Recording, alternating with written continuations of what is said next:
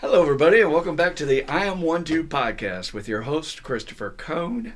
With me, as always, is my good friend, my dear, dear partner in this recovery journey, and the guy that makes all this stuff happen. Send him your prayers. Without him, we would not have a show every week. Dan the Man in the studio, everybody. Say hello to everybody out there, Dan. How's it going, everybody? Hope everybody's doing well. You're going to enjoy this show today. Yes, they are. You may notice we have a guest in the studio today, and we try to do this periodically to switch things up, get other people's takes on recovery and their journeys. That's the wonderful thing about our program, is that there's, for each person sitting in a chair, there's a completely different story. So today we have our good friend Katherine on the podcast today. Welcome, Katherine. We're glad you're Thanks. here. I'm excited to be here. I am totally excited to hear your story. Katherine is someone that I met eventually first through the group at where I work, and then I've watched her blossom and grow and develop her own recovery journey, and she's a great mom, and she does all these great things for all her little sponsees. And it's just a joy to see people grow and expand and blossom, which is what we want for you too. So we hope that you get some inspiration out of this episode today. The neat thing is that we have nothing to share but our stories, and our stories are sacred. And I always tell my patients when we're doing someone's first step, dummy up, just listen. Put on both your ears, because this is the most valuable thing they have. This is what they went through. This is their journey. So let's honor that and see what we can get into today. So we start with the basics on the podcast here. How are you doing today? I'm doing good. I'm just excited to be here. That. Yeah. It's a little cold today here. Very chilly. Yeah. That's not ready for the switch yet. Well, it went straight from summer to winter. So that's what happened there. We start with sobriety date. So what's your sobriety date, Kelly? It is May 6th, 2020. 2020. Any significance to May 6th in any other part of your life? Anybody's birthday or anniversary? No significance. Just the day that That's what mine is. a lot Mine's of May shit came to a 11th, head, but so. it just happened to fall on that day. Yeah. Okay. So. We'll find out why that day was the day in a little bit here. It wasn't my first, but I'm hoping it's my last. It is. Yeah. I think you're in good shape. I do too. So let's start with your childhood. Where did you grow up? Tell us about brothers and sisters, family environment, anything you feel like was pertinent in your story. Well, I was born on, no, I'm kidding. But as I always joke, I was born on 7/24 or July 24th, and I always go in 24/7. At least I used to be. But I'm second of five, so there were a lot of kids. I grew up here in Louisville, and I went to, a prominent part of, I guess, my childhood is where I went to school, which was St. Francis of Assisi. And it was, parochial, and I had a very Catholic upbringing. The school itself was amazing. I loved being there. I felt safe there. I thrived. I had a mentor that was amazing. And, I know you previously talked about teachers and, programming and mentors. And I felt like the programming that I had within that environment was amazing. At home was a little more difficult. As we know, this is often a generational disease. So my dad was alcoholic, my mom very codependent. And so, I got into that early. I remember being a very, very young child, and what I learned was alcohol was bad and people that drank were bad. So I was never going to be that.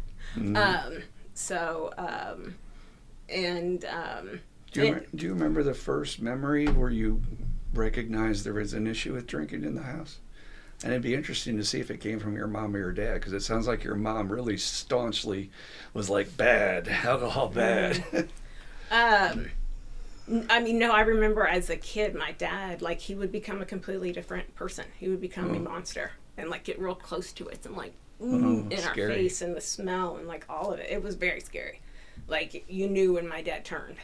He could be very fun. I remember some very fun, crazy memories. And looking back, I knew he was drinking. And then, not so fun memories. So just that energy is so traumatic. Yeah. When I think about my childhood, my first memories is my parents screaming at each other at night and these arguments. And just that energy, I don't want anything to do with that today. And I'm sure you don't like it when people get in your face today. No, not at all. Yeah. And definitely, what we're trying to change. No marriage or relationship is perfect, but, being sober and having these tools definitely helps to try and change, what you experienced and grew up with. And,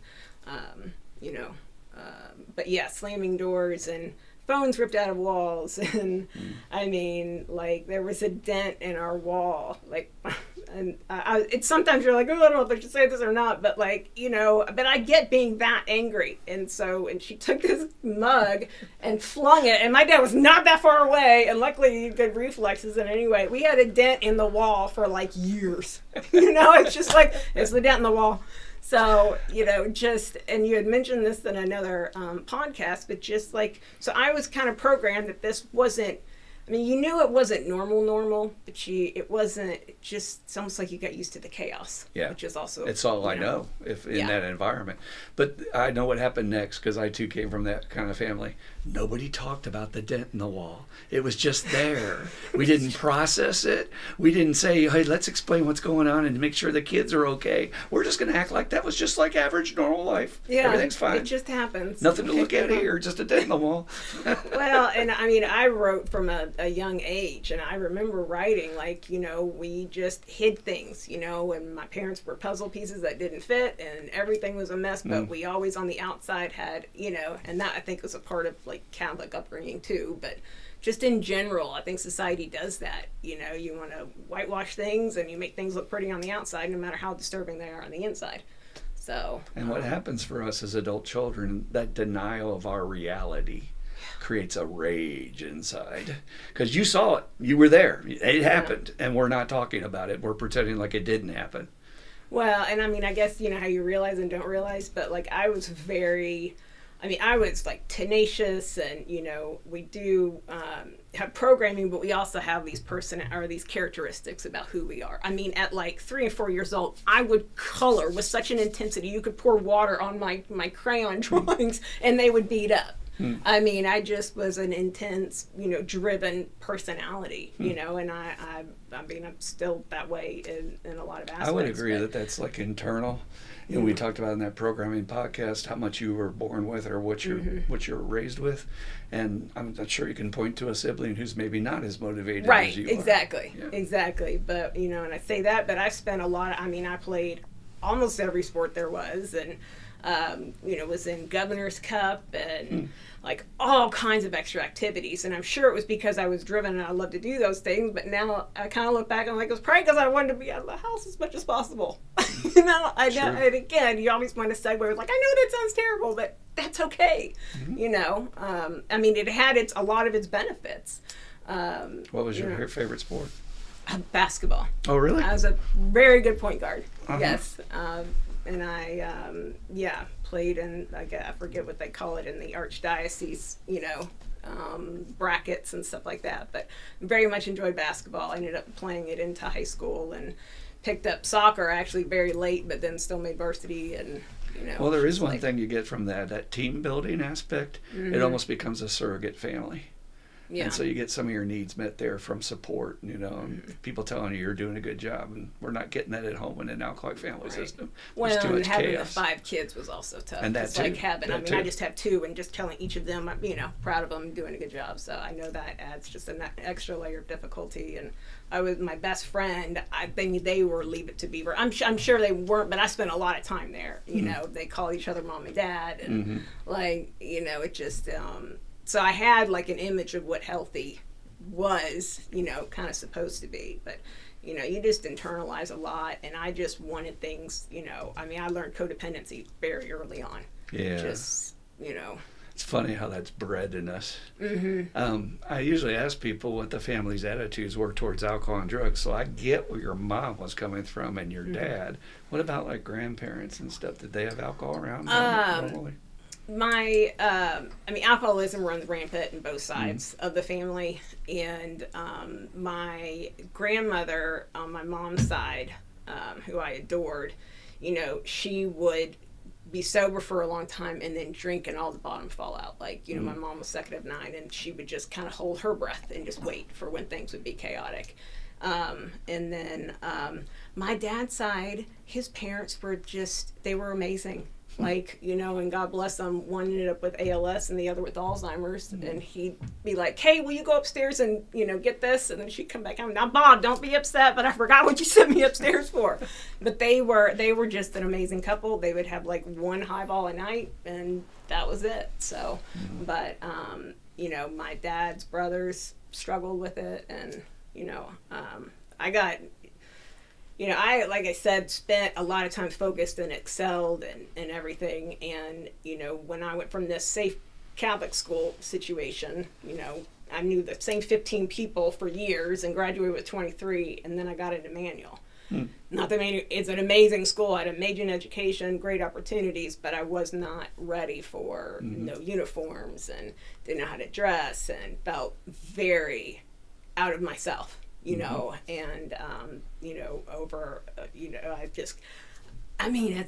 I would lay in bed and be like, just grit your teeth and bear it. Like, I would be counting down. Like, I just remember being like, it'll be over, which is crazy. And you can go to college and pick where you want, and, and gave myself all the points on why and it's a great education and all these things, but I just wasn't prepared for it, and I still had this outlet, which was amazing, friends of the future, and got to travel the world, and just like had, there was so much opportunity, but like I buried a lot. And I think that absolutely led to my eating issues.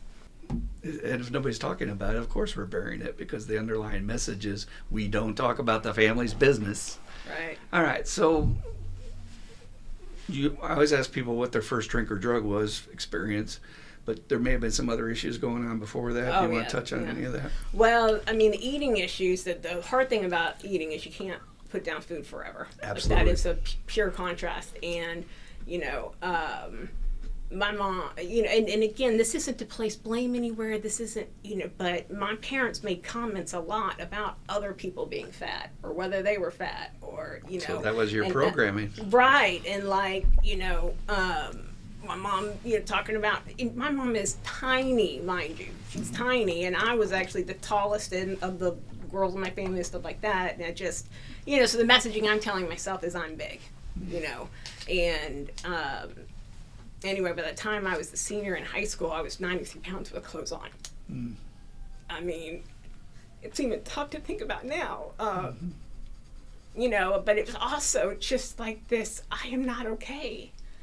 And it had been like that. Because again, I just couldn't find from the outside, everything looked great until it obviously didn't. But like, I was supposed to be, the captain of the soccer team on varsity, and I could barely play soccer. And what's so hard about eating, it just manifests. Like, you don't even, it just started out training for a mini marathon, which I didn't need to do because I ended up at the UN for this environmental stuff. And then I had leaned out some, but it just kept, I didn't want to get quote unquote fat again. I was never fat, and then body dysmorphia is a thing. I cannot explain what it is to be 95 pounds and look in the mirror and not be able to see it.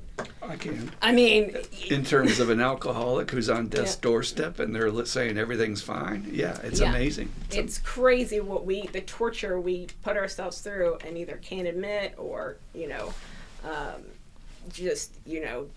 and that was the other messaging, was that perfectionism, that high expectations. What did I accomplish today? All those things. But what it's taught me today too is like the messaging that I try and not pass down, or not have continued. So I think one of the parts where I started to kind of separate from like a higher power was just praying to be out of this eating crap and not being able to. And so when I didn't even start drinking until like pretty much after college. Like, I drank a little bit in college. Like, there's a funny really picture with a shot in one hand and an apple in another when I'm like a freshman. William Tell, or what are we doing there? No, I have no idea. Just like, I'll join my friends and do this, but some Greek goddess posing for a statue. I'm like, with the whole Marquette on. It's like, I don't know what this is, but this picture cracks me up because, who would have known?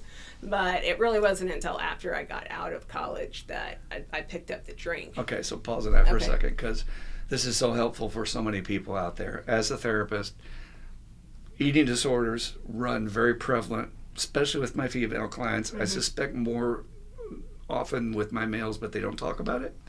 But it is so prevalent with female clients, and as well as further on abuse issues and things like that within relationships and deals like that. But the amount of shame that comes with an eating disorder, and Yes. and the secrets, and feeling like you're all alone and nobody understands. And if there's anybody out there struggling with that, please, there's professional help. You're right, you can't just stop eating. You have to sort of relearn how to love yourself. It can be a very abusive type behavior. But also our society feeds into that, both with those fucked up messages that you have to be perfect body, and or the messages that, eat this junk food, it's everywhere, it's good for you. Yeah, So would you want to say anything to anybody out there that's struggling about anything you've learned through your journey of healing with some of that might be helpful? One is getting down to the traumas, that kind of lead into, this need for some kind of control. Like, I had exercise bulimia, so it was a way to just get out and try and get this negative energy out of me, but then, I don't want to get too much, but because I was so uncomfortable at Manual, I didn't even like the lunchroom, and I have a oddly keen sense of smell. Like, my husband says I need to be a drug, not an airport, but I hated the smell of the lunchroom, so I would go to the library a lot of times, so I wouldn't be eating all day, and it just, again, it is a virus. It molds and it changes, and it just becomes this vicious thing that you don't even know how it started. And I look back, and it started training for a marathon, and then not eating, and then then being scared to get fat. Some of it was the body image, but a lot of it I don't think was. Well, and then when we find alcohol and drugs for a lot of my female clients, that's a way to handle the weight issue. I'll just drink. I'll just use pills, and then I don't have to worry about what I eat. Yeah, and thank God I never pills. Never. I don't. But yeah, once I picked up the alcohol, really picked it up after college, it was on, and in my mind it's okay, now it's my time. First to party. time. Talk about first time use. What was the introduction? Well, my introduction, actually, I sold Cutco to pay my way through college, so I had won a trip to Puerto Rico, and that very first trip, I did not drink. It was obvious from how I drank on these trips that I won, that but in my mind, oh, you're partying, what is it, work hard, play hard kind of thing. Yeah. So I embraced that motto, and I might drink 3 or 4 times a year. But when you would drink, when I would drink, it would be I was supposed to go on this excursion, and apparently, God love her, I'm surprised, she probably was scared, but she couldn't wake me up, and she went ahead and went, and then I woke up, and then I had no idea she was trying to wake me up, wow. I was passed out, Okay. It was bad, and that was probably at maybe 21-ish. For us, Dr. Silkworth, who was Bill Wilson's doctor, talks about the effect. And that's what we're looking for, is that change of my head and my heart and my soul, so I feel better, fill up that God hole inside me. I always like to ask people about the first time they actually got that effect, and if there was an aha moment, hey, I'm onto something here. This is working for me. How did you experience, and what were the positives of drinking for you at that time? What did it do for Katherine? Well, it definitely turned down that volume in my head. It just was that sigh, that sense of relief, which thankfully now I get when I go to a meeting, but because I found my tribe. I was laughing because I heard something recently about somebody being in sales and doing well in sales because they drank some, and it gives you courage and just allows you to be not have all the voices in your head, not worry about what other people think, just that feeling of letting go, freedom. Yeah. So I relate so much. When you did that, my soul smiled. When you said, yeah, I literally felt, first time I used something, that it was the first breath I had taken in 18 years of life, living in the family system I was raised in. And I was not even aware I was holding my breath and on guard and in a cortisol elevated anxiety stress state that entire time. Yeah. But when I went, and then just be you with these people. You don't have to act. You don't have to put any extra shit on. Just be yourself. That's like gold to a younger person. Yeah. So absolutely. then I teach that to my patients so that they can let go of guilt and shame. Because I'm like, what were the chances you weren't going to do that again? You're here today in this treatment center because it worked. Yeah. And so you found that solution. Right. I'm going to use it when I can. Yeah. And it was fun. It was Absolutely. fun, and had crazy funny stories, and just, and that, just, and a lot of it, and a lot of why definitely continued, like you said, and just that holding my breath, holding my breath, holding my breath. Oh my gosh. Like it just, when this last time of getting like into recovery and stuff, like really it impacting me of how much of my life I had spent holding my breath, literally, and it's like, good Lord, and I think that's another reason I like that ice plunge, because it forces you to like huge breaths, like really, and it Catherine is is awesome. doing the ice plunges at home, and I'd love to hear about that at the end there. So, Like just taking. So, I don't know if I could do that, but I'm just, I admire you for doing it. But just taking a breath, And I get the benefits, but we'll talk. So, did it ramp up slowly, quickly, or what was your my progression? aunt's nickname for me, and she's in Al-Anon, is full throttle, which is perfect. I am like pretty full throttle when it comes to just life. Like I said, pretty intense and tenacious. But so I realized very, very early on, like I probably was drinking for. I mean, when I say, like, so I won the trips and, would drink a few times a year or something, but like at 24, 23, I met the not great guy, but, we all have our stuff, and just was like, it's my turn to really party. I didn't party in college. I don't know really what I'm doing with my life, I'm in sales right now, I'm not loving it, but just whatever. So I just started, partying and stuff, and, it was just not good, and getting into situations, got into some physical abuse situations, like, and got into AA because I did not want to have all the pain that I had with the eating issues with alcohol. And I'd seen what alcohol does, and again, that messaging, alcohol, okay, this is potentially becoming bad. I think I hear what you're saying. Let me see if I can pinpoint it. Yeah. Some event occurred that made you reflect and think, I'm not going to become my dad. I don't want to do that. Yeah. Do you remember what happened? Well, it was probably a series of events. Okay. And it was staying with a particular person that was horrible, like just not good. And I just kept staying. And I kept just drinking in order to like just suppress all the emotion and drown out everything. I mean, it was just a lot of chaos. And like I said, there was some physical abuse involved, and ended up in court for that. And actually ended up in U of L Psych because I had, I poured, I meant to just take one, and then a bunch of them came in my hand, and I was like, and I was still pretty much probably drunk from the night before. And actually, this was over the Thanksgiving holiday, oddly enough, that we're talking about this right now, because I know that was just a little bit ago. But anyway, ended up taking them all. And instead of this guy taking me where I needed to go to get help or calling, he calls my dad and makes my dad and brother come pick me up. So this just kind of shows you who this guy was that I was with. Not, not ideal. And, so it was those kind of things. And then, so my uncle, who'd been in the program for a long time, got me in with JDAC, and they were like, and I stayed sober until my meeting with JDAC. It was like 15 days. So they were like, What year was that? 2020. No, hang on. 2000. Oh, I can't even think. Because I was there. 2005? We might have crossed paths. Maybe, but I just remember, like, because I hadn't drank for 15 days, they're like, well, and they said, we can't tell you if you're an alcoholic, but if you gave it for 15 days, and they gave me, they basically said I couldn't get a bed That's there. so weird. So in my mind, they told me I'm not an alcoholic because I didn't drink for 15 days. So I was off to the races again. Anyway, the next summer. For anybody out there, an alcoholic is not somebody who drinks every day. It's what happens to us in a biological level, that I have a different reaction to the substance than an average person does. And my reaction is, to use Bob D's words this morning, I break out with this incredibly intense yearning for more.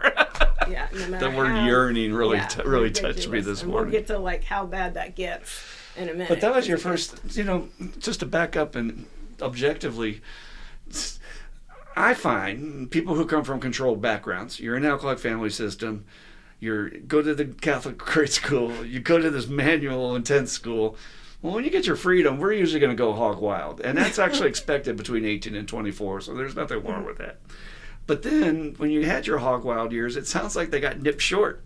Because all of a sudden your uncle's saying, and you go, hey. No, he didn't. I went to him. Well, I mean, it came early into your career, is what I'm saying. Right. Oh, it That's did. uncommon. But again, I had so much pain already with the eating, and I knew how much pain there could be with the alcohol, and I didn't want that for me. And again, I'm very fact-oriented, logic-based. I could look at it, but here's the thing. I'm not sure I was quite pickled quite yet, because when I got into meetings, I'm like, all you assholes have to do is give up drinking. I can't give up food, because that was still like my main issue. Sorry. Number one talent of the newcomer is to compare. We're doing that from day. Wait a minute, I didn't do that, and I didn't do that, and I'm not like that. I'm not like, I haven't done that yet. I will never, I'm unique. I don't belong here. So See you 11 later. days, I think my first, little tiptoe in the water of AA, and then, but it didn't take long again. It was 4 months. What did you think about the God stuff when you first came in? Well, oddly enough, one of my first sponsors was somebody that I knew back in my day of environmental work, being young, which was so cool. And I mean, everything was jiving. I'm trying to think, maybe it doesn't, but it was a complete turnoff, because wait a minute, I kept praying to this guy to help me. And again, I had more pain with the eating at first than I ever had with the alcohol. Pain with the alcohol came a little bit later. And so my trust with God was, and I think maybe the way it was explained, or the way, even though it says find a God of your understanding, I don't think it was really put out there on how to do it. I never got, here's a God inventory. This is what you do, until 5 years ago. And that was a huge piece. So, So stay tuned. That was a foreshadowing moment of what's going to happen later. Yeah. Which is juice, I think. And I can't wait to hear all that. So walk me through the short version of relapse back in the group treatment and how it progressed. Particularly, I love people's stories of getting those. Bill called it the nadir of despair. What a beautiful phrase. The worst times that we had in the madness. I had actually met somebody in the meeting who I connected with and started kind of talking. And again, I'm pretty young still at this point. I'm 25, 26.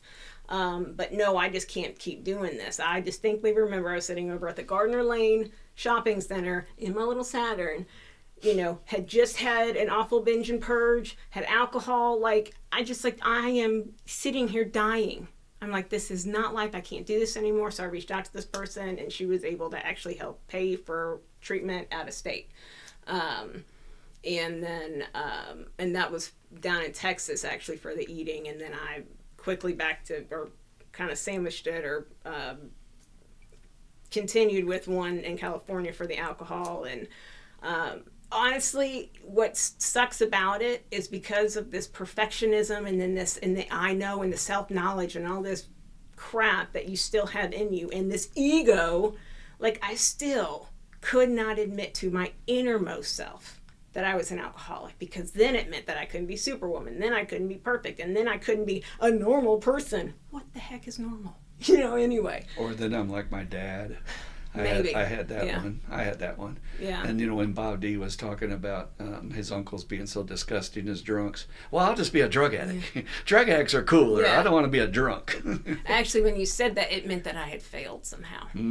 I relate to that one too. I think that's what Because what you failed at, I'm repeating the patterns of my family, and I swore to myself, if you did, that I'm not going to be like these people when I grow up. I can't wait to get out of here. I'm not going to be anything like these people. Yeah. And now I know enough, and now it's all, and I mean, I remember in college I studied Greek tragedy, which is your hubris and your ego. That's the true, and it was my hubris and my ego, that could be leading me to my death. Yes, exactly. I mean, it is classic. Most alcoholics are like the classic form of Greek tragedy. Final scene coming out with your eyes bleeding. Yes! And we still don't get it. You are taking me back to college, man. All right, so you went to Texas. Woohoo, Texas. Hey, Texas friends. Yeah. Abilene, baby. Was that helpful, that eating? It was. You know what? And to talk about it showed me that food is just fuel. I use that mantra. Food is fuel. So if you are in the midst of eating stuff, or if you're currently anorexic, or you have got to just acknowledge that this food is just fuel, you know. And I mean, if there's I like that. you just, yeah, and finding It's somebody simple. to talk to. Yes. And back when I was trying to get through this stuff, like the 12 step for like eating, or at least specifically like anorexic and bulimia, were not helpful, because all it did was people like basically you'd be getting tips on what to do. It was awful. It was very toxic. So I didn't go to those very long. But food is fuel, I think, was where I started. You know what I relate to My about journey. that is, well, if it's fuel, I want to pick the best I can get, right? Exactly. So And check this out, everybody. I had a sponsee. This man was a former hitman for the Hells Angels in Los Angeles, but he was also one of the few people that was authorized to work on Harleys in a certain way, certain models, whatever. He was at the top echelon. And he said, "Where do you get your gas?" And I was like, "Why does that matter?" He says, "I know where you're going. You're going to the shit places," which is, you know, the Thorntons, the 7-Elevens, whatever, those little fast places. He says, "Not me. You go to those places like Exxon or Mobil or Shell, where they're like giving you detergents and they're giving you stuff that'll keep your fuel injectors clean. You will never have problems, blah, blah, blah." And ever since then, I always make a point, like, I won't get gas at the crappy places because it's convenient. Right. But again, it's fuel. What you're putting in your system is going to Yeah. pay you back later in Yeah. old age, or as your car gets older. And I had that car for 19 years.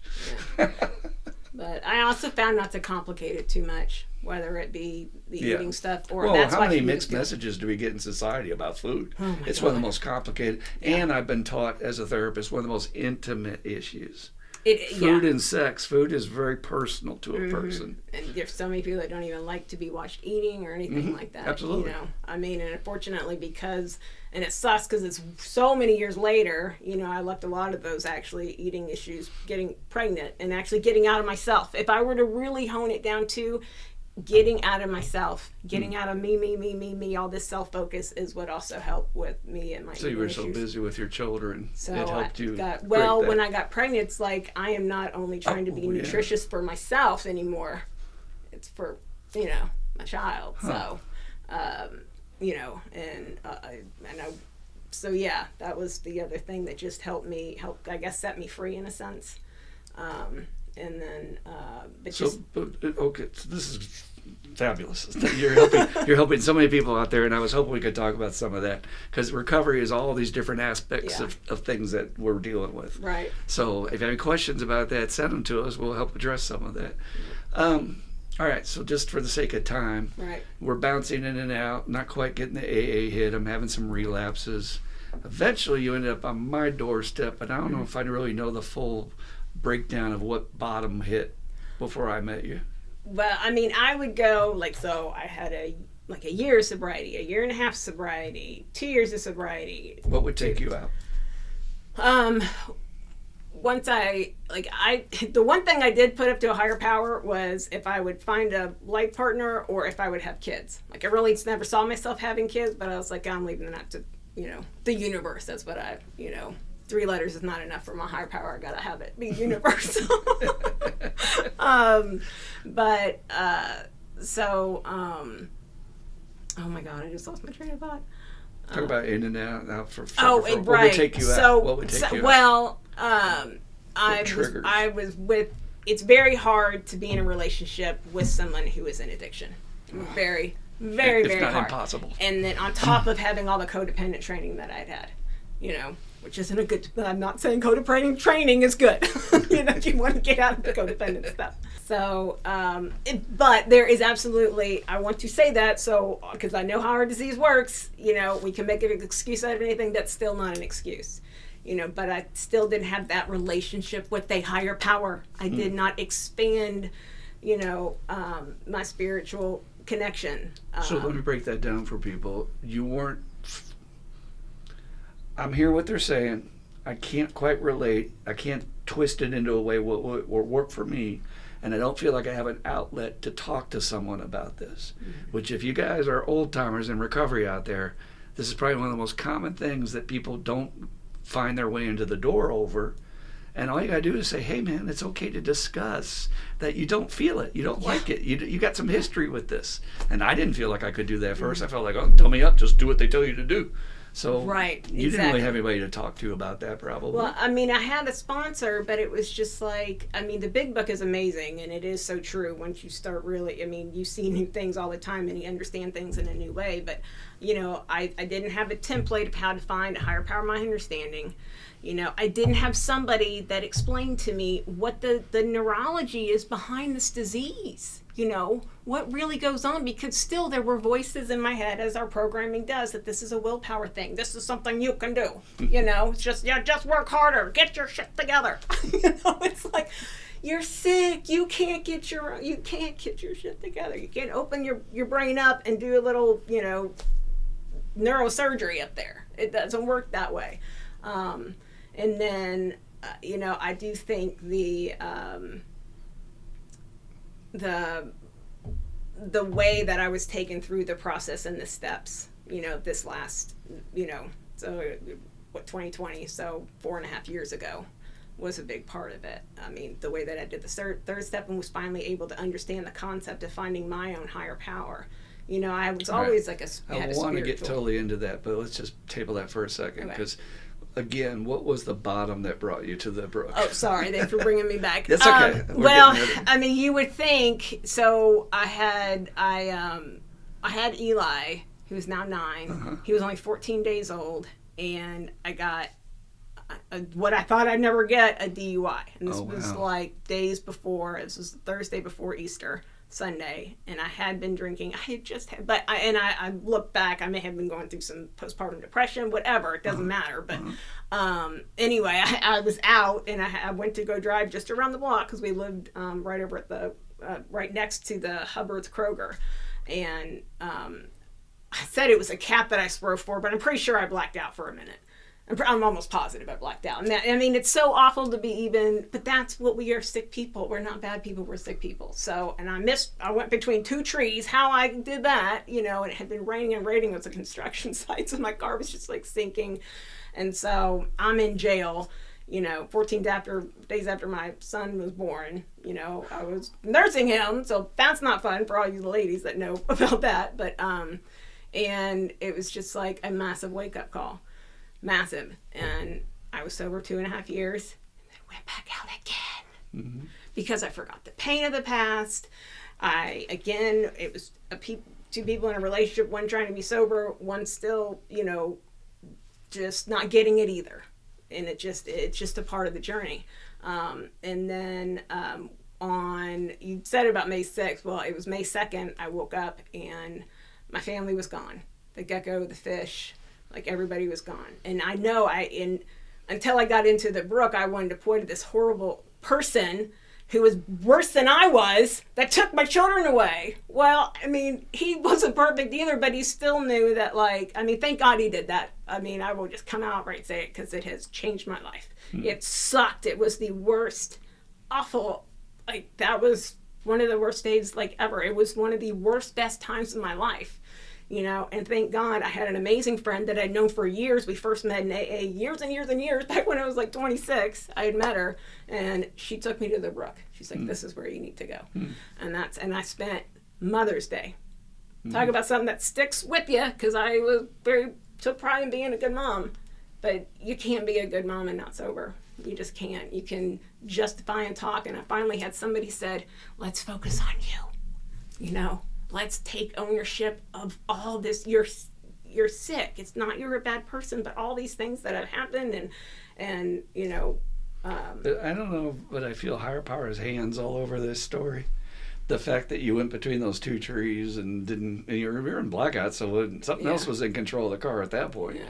The fact that for whatever reason, your husband at that point was motivated to, like, yeah, we're going to pull the trigger on this and do that. That takes. Well, that was 2.5 years. I kind of mixed up. No, I know. I know yeah. it's a space there, but I'm like, just putting the dots there, because it takes a family a long time to get to that point. Right. And sometimes they never pull the trigger on that and do that. So, and then this idea that you came to my group, and I don't know why I said it, but I happened to say one thing in first day that Catherine's like, I think I'm in the right place.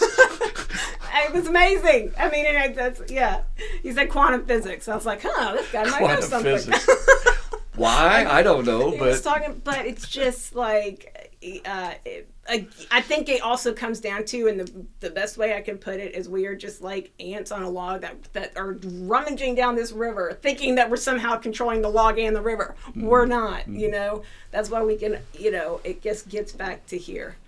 And that's exactly, I feel like, what you did at the worst time of my life was just like, let's focus on you and like get honest on why you're here. Don't worry about all his stuff. That's you can't do anything about it anyway. And that realization too, that I can't do anything about that, and so I needed to stop that revolving door of my, and I truly finally got into recovery. And there's a difference between putting a bottle down, or the food, or not eating the food, all of that, and being in true recovery. And you continue to grow. And the other missing piece for me, so step 3 was a big piece. Well, step 1, because my ego was in the way. Step 3, because I couldn't find my higher power. And step 12, because I never shared this. I would finish, so why did I have 2.5 years? Well, you'd finish the steps, and I didn't ask my sponsor, can I go sponsor? But I would always wait for my sponsor to tell me, and my sponsor would never be like, all right, go sponsor. Whereas now I'm taught, like, one of the expectations I give my sponsees, if I'm going to take you through this, you're going to take somebody else. I mean, that's part of the program anyway, if you read it. But, just read that step. But being of service to others, which, if you remember, that's what really helped with my eating, was getting out of myself. So for everybody that's out there, this is actually the number one cause of people with some time to go back out, is that if you are not getting that juice from having a crazy newcomer in your life, and watching them grow and change and get their lights come on, you will dry up. You'll get dry from the world. The world itself taxes us. So anybody out there, guys, please find somebody in the program to teach you how to be a sponsor. You do not sponsor your first person. Your sponsor sponsors them through you. So it's great for you and your sponsor, because now you're talking every day, because you'll be calling, I don't know what to tell this person. What do I do? Exactly. So you get back to, continuing to talk and stuff. So even if I have 2 direct sponsees in the work, usually I have like another sponsee through through the sponsee. So I have like kind of 3 sort of going. That's juice. Yeah, it is. So now we can get into this higher power stuff, because I remember about the quantum physics things I was bringing up is like, we think these words like God and Jesus and Buddha and whatever, that's the end-all, be-all definition. And then quantum physics says, we don't know nothing. It could be this or it could be that. And so you have really worked hard, and I think an excellent job on making it Mugwai. Is that your name for higher power? Right. Well, it's a container. So what I had was this container of God that had all these like appendages and bad experiences, okay experiences, good experiences. But, the main experiences was I tried to talk to this God, and he didn't seem to be listening, because I went through hell for a long time. Whereas if you have that like connotation with that it's just a word. It's just a container. So change the word. Just start calling Mugu. So that's what I joke. Mugu. Yeah. Where's that So I made it up one day. Did you? I was talking to a sponsor. Yeah. I just made it up, and it stuck. I'd love it you to go into a meeting blind somewhere and say, well, my higher power is called Mugu. And, now most people who work in a program wouldn't blink. We'd be like, cool. But then the old timers, they'd be like, what's that? What's that? You shouldn't be making fun of this, and it's not at all. You should. That's true. God has a tremendous sense of humor. I know. Well, I was actually going to start with the joke, considering my Catholic background and stuff. And what's so funny is my main mentor, not funny, but just like, I love her, and I finally got together with her after a long time recently, which is a whole nother hilarious story. But she used to be a nun, and her husband used to be a priest.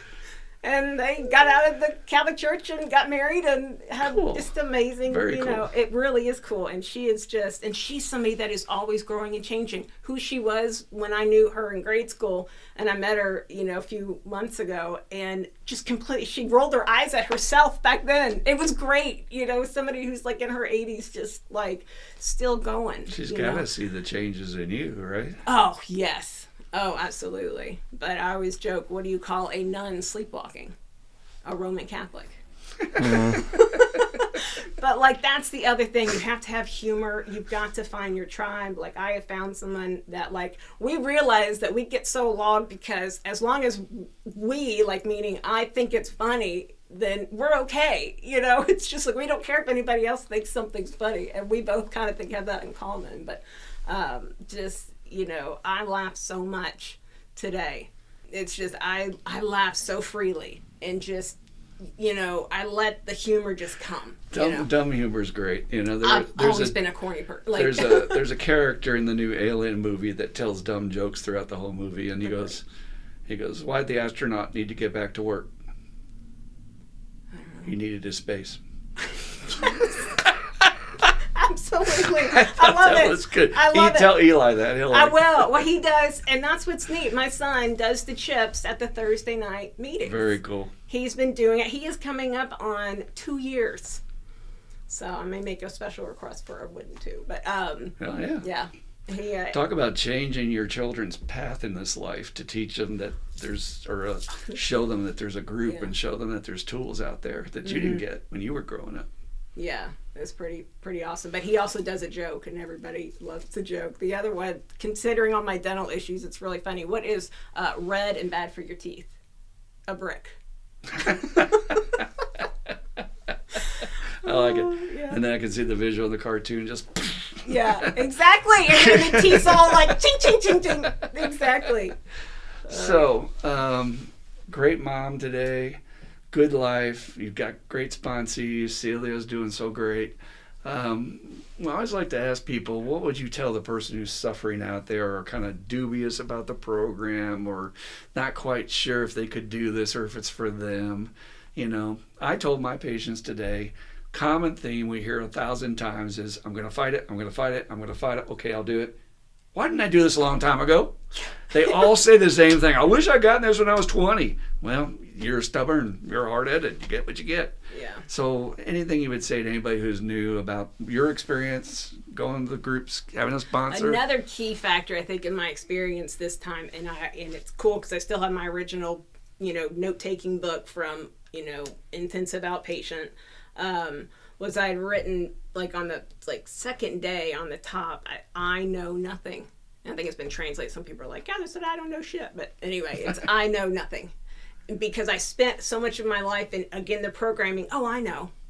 It's like such a, and it's like, well, no, you didn't. I just explained it to, so there's a set aside prayer, let me set aside what I think I know about this program, a higher power, Mugu, God, whatever, set aside all that. And I started clean, as though none of that happened before. I had no self-knowledge because obviously whatever it was that I'd been doing had not been working for 14 bleeping years.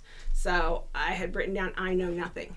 And I just kind of kept that as sort of an internal mantra and just approached it to what's just the next step? What have people been telling me to do? Okay, I got to get to some meetings. I need to find a sponsor. Just stick to the basic and keep it simple. And then the other thing I wrote down was don't take yourself so damn seriously. And it's also very huge because, as I told you, since the time I was 3, I'm a very intense individual. So humor is one of my core values because I need that laughter. My personality. I mean, I pulled joke like a Forrest Gump. I loved riding my bike. I rode it all the way across the country and back. It's well, no, just all the way across the country to Newport Beach, California, to Boston, Massachusetts. But it's just take a breath. Find that fundamental okayness, as Alan Watts says. Just that's what I'm venturing toward, and as much as possible, is just that fundamental okayness. Even if up here is choppy, inside I'm trying to maintain this as much as possible. And so yeah, I think approaching it, just acting like you don't know anything about anything in regards to this, and just choosing to do just a simple thing today. So hard to change that programming though, because we're talking about survival skills in alcoholic family systems. And I too was completely cursed with the I know because I had to be right, and it was a mortal sin in my family if you were wrong. And to this day, I'll watch my family get ate up about some opinion or some politician or some issue. And I'm like, what if nobody knows what's right? What if we're all being fed a bunch of bullshit, but we think this is the truth? So you're just following on that line. Where's your actual proof that this is right? And I just sit back and watch the passion with which they'll defend it and die on that hill. And meanwhile, they're miserable. It's not creating any serenity. They don't seem calm and peaceful. And it's all right, you're right. Now are you happy? Yeah. Did you get the prize? You don't get a prize for being right in this life. Because why? Because we're just dumb human beings. you know what you get? You die. That's what you get. So in the meantime, why don't you just get a little peace and enjoyment? And like you said, be fundamentally okay while the chaos rages. Yeah. And I don't have to be right anymore. That is one of the greatest gifts of recovery, is just be like, I don't know shit, man. Yeah. Go ahead. You guys be right. Right. Well, and then the fault too. Sometimes it's not even, it's Oh, yeah. about whether something is somebody's fault or not. And I think that whole, aspect, that shame and, fault, I think when you first get into early recovery, you're just so closed off and so much shame and fault. And to realize that this isn't your fault. Like, it's really not. Like, here are some tools. So it is your choice to pick them up or not, and to learn them and to, hey, this is what somebody's saying, but it's not your fault.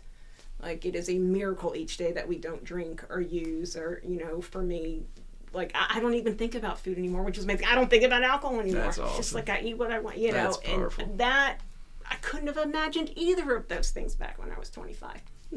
Just never could have imagined. Well, and I said to the patients today, just all the things going on in your life, all the things you don't like, the misery you feel inside, the consequences you're dealing with. What if? Just be open-minded enough to say, what if it's all because I was sick? Mm-hmm. Not your fault. But they somehow just can't let that go. Mm-hmm. Well, I'm choosing to do it. What are you talking about? Well, you pull out a grenade and blow up your own house on purpose. Yeah. I'm going to put you in a psych group, man. Right. But if you're in this group, you didn't choose to do that. The disease did that. Yeah. And it's making you look like you did it to yourself. I know, that's what's so scary and vicious about this disease. It will kill you and make it look like you did it. And it is so to wrap it up, and I get Dan in here for any thoughts, because Dan's known you a while and had you on his podcast, the Spiritual Underground Podcast, found on all podcast providers with Dan Reeves. We have a term that we have adopted in Aftercare Group. And you get to a state in recovery where you can detach from other people. You can be on your mountain of Zen with your serenity and working your own program. And I'm going to worry about my progress and let other people just do what they do. And you get that unword. You can get that state of being unfuckwithable. Unfuckable with. Unfuckwithable. Okay. Unfuckwithable. I almost wore my shirt, but I'm like, no, I'm not. But yeah, you're unfuckwithable. And what does that mean to Catherine? I'll tell you what it means to me. I think a great is fundamental okayness. You're not riled up, and I definitely am not perfect at this by any means, but other people's actions don't get you riled up.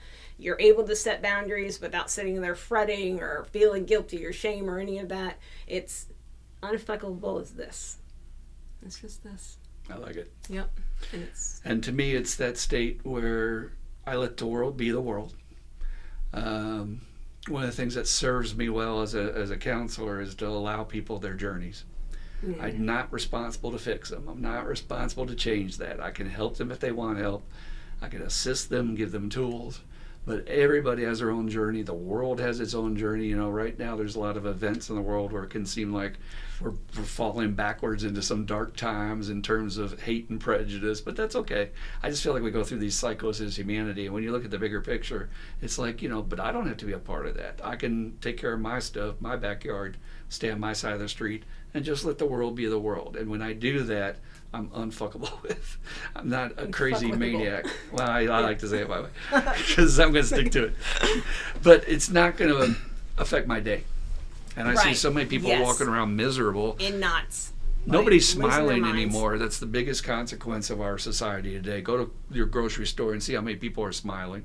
Yeah. Just let me get out of here. Yeah. Well, I mean, even as like my first email, and now all my emails are smile for Schwager or smile for Seymour, because I have always felt a smile is one of the most important things ever. That's awesome. People ask if I'm a dentist. I'm like, no, I've been to the dentist a ton, but way too much for this lifetime. But no, just smile for. And I figure if somebody's using that email, there's something internal when you read that. You got to smile. Hell yeah. So Dan, do you remember when Katherine came in across your doorway and you met her the first time, or you've seen her journey certainly through TSSR? I certainly do remember, and it was TSSR. I'm certain that's the first time I ever met you. And, it's just this miracle story of somebody completely changing how wound tight she was. That's what I remember. Like vibrating. I was just, too. In the old days. And, huh? I was too in the old days, man. Wild tighter than a drum. Yeah, but you can see that, that stress, as you get this thing, you can see that stress on people as they come in, and the uncertainty of things, and, not knowing if this is going to work for you this time, and just, and I'm reading things, but just that stress, that wound up tight. And, watched all them wrappings, all that. Like somebody just wrapped a rope around you as tight as they could from your shoulders or up through your neck down to your toes, and I watched all that just fall off of you in a relatively short amount of time. You're doing world-changing stuff today by the way you're raising your children. That is really over and over and over again. And Christopher have been it's kind of been evolving in this podcast that it all comes down to when you were a child. So if you don't F up your kids, that gives a complete different, allows them to have a complete different life than what they might have had you not be parenting them with a free heart and allowing them to do all that. And it's been an honor to be with you and to be watching you and then to see how you serve and know how, just the knowledge you have about what we're doing too. You don't see a lot of people like professing that at the level that you do, and helping people and doing the deal. And I mean, you've had I know you've had a big piece of a lot of people's lives just as being around because you did it, and ain't that cool that we get to, just because we come here and did this to save our lives. And then we get to be this glowing lighthouse to show other people how to do it too. And I see you doing that. Hell yeah. I definitely appreciate that. Thanks. So I figured out why you say it differently. You're an English major, right? Yes. Uh-huh. That's exactly. And why. I can hear my teacher saying, "You don't end a sentence with a preposition," so I can't say unfuckable. You can't, and it doesn't flow. Unfuckable. Like I don't know why that's the one thing I remember them saying. I must have liked to do that, but yeah. Oh, my poor son. He's So a couple of last things. We talk about finding yourself and starting to set your own path. What do I want with the time I have left on earth? How do I honor my authenticity inside? Yeah. And you ladies go on this retreat every year, which you are a big part of. You put it together. I was thinking about that when Dan was thinking. I'm like, that's a part of my Catholic, or my, tell was the the guys retreat. about the retreat. I kind of know about these things because I had been on them as a kid, or, at St. Francis, and I really missed that because they do them at, like, Assumption and stuff, and they didn't at Manual. But so that was an amazing thing for me to get to, not only go on them for the first couple, but then plan it and find this amazing cabin. And just this last time around, I got to take a sponsee, and we went a night early, and she did her third step the next morning. It was so amazing. But to just share this and to have, roughly 17 women, 18 including myself, and it was so neat because this time somebody brought their karaoke machine, and it was wild crazy. And one of my new responsees was like, "This has been awesome to see how much fun you guys have in recovery, Wow.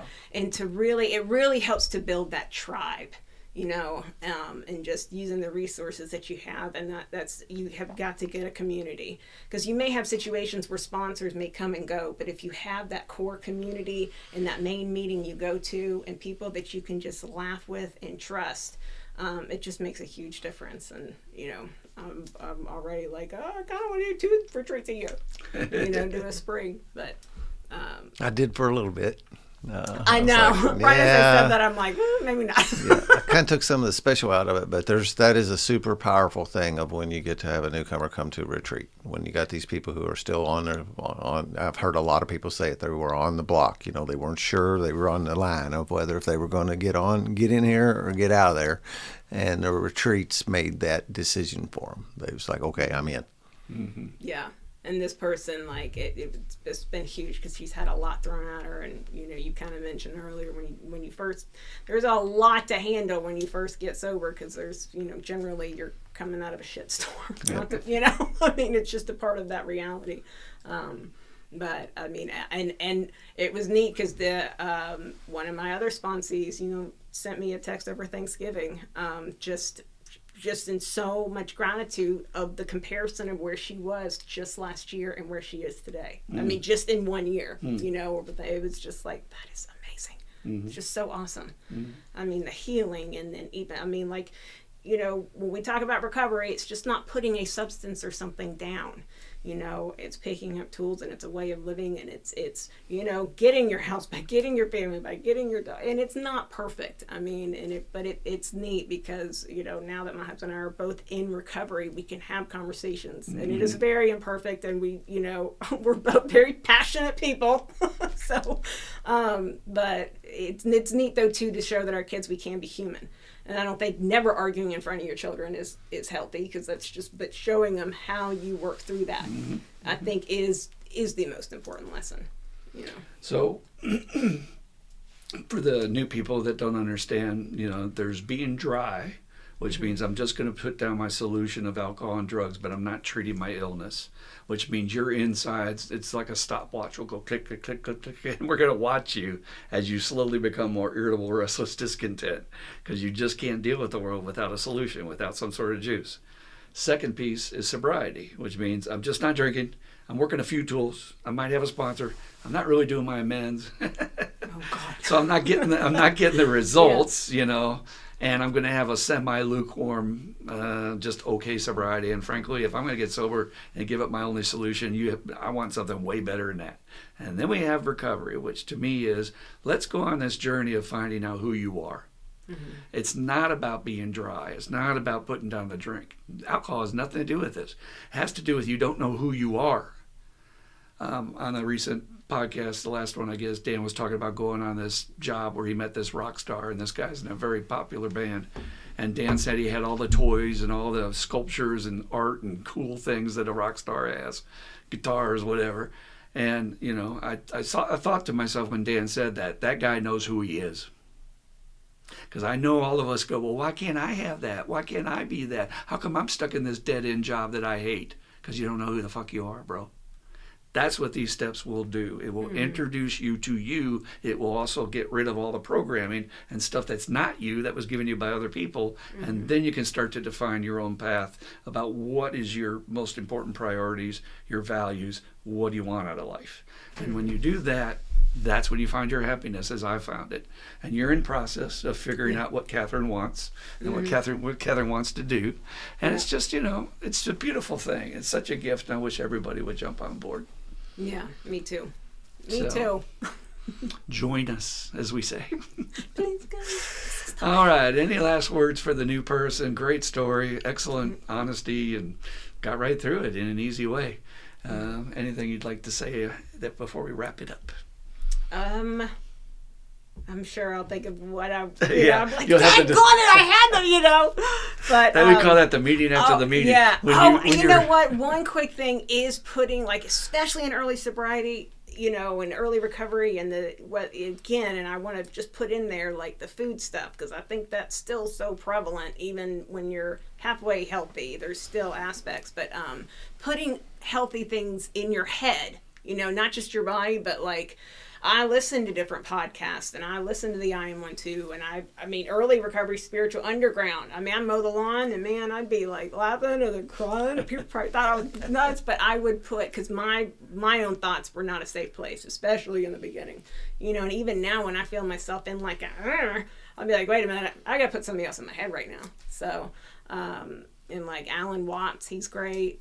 And what's amazing about his story, and this is just, if you listen to some of his stuff, it is so amazing, but to know that he actually died of alcoholism shows the power of this flipping disease. Yeah, somebody who's that evolved. Yes. Yeah, I hear you. It's mind-blowing. Like, when I had been listening to him for like 2 months before I had listened to this other lady, who's very British, but like giving his background and all this stuff, and I'm like, oh my God, I think he was only like 56, but anyway, just you can't do this by yourself.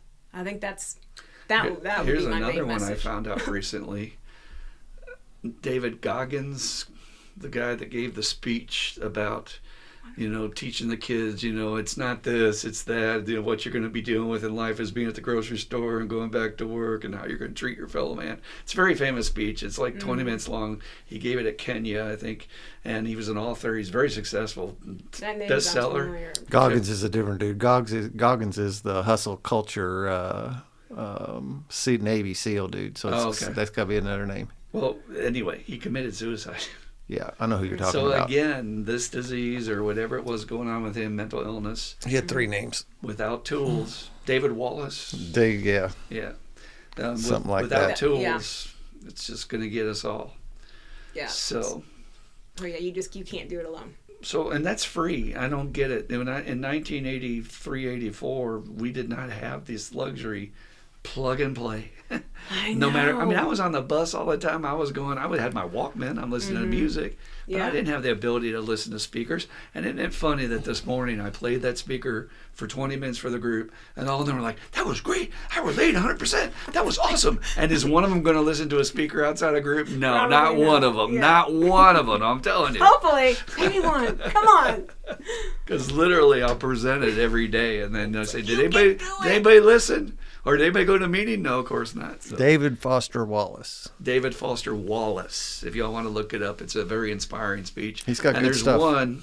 Look for the one that has the after-school graphics where they're drawing on the whiteboard while he's Yeah, I talking. think it's called that. It's after. I very knew. entertaining. Yes. It's that's after school Very good. YouTube. That's the name of the channel. The after Oh, is school. it? Yeah, I there's a did lot listen of to good that stuff on that. They got a million Oh, I'll of have those, to look man. that up. One's with Jordan Peterson and one's I know with they other got that one people. with and- keyboard Matt Tate. Yep.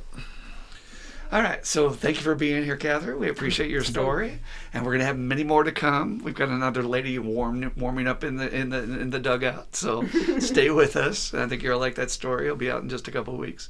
We like to end every podcast with the Serenity Prayer.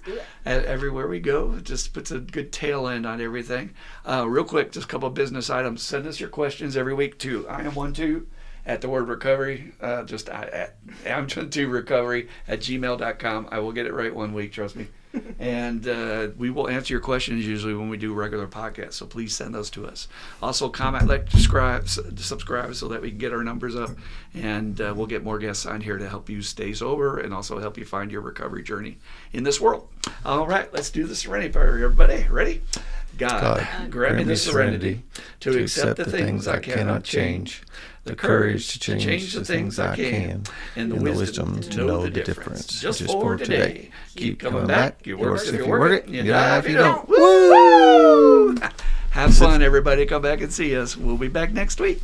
Peace out.